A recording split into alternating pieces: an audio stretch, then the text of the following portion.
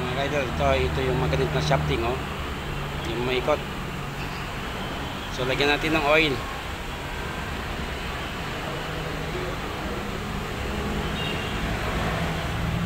Yan.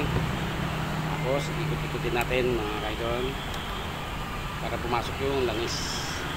Yan, magalit na shafting niya, oh.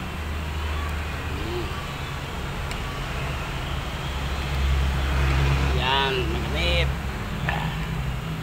Talagang ano, lumikit yung shafting. Lumikit ang shafting sa bushing niya.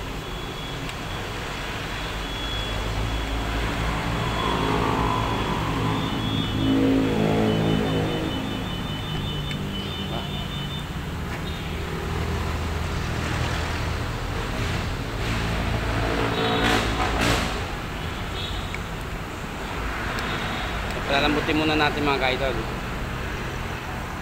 Hayaan muna natin pumasok yung langis sa ano.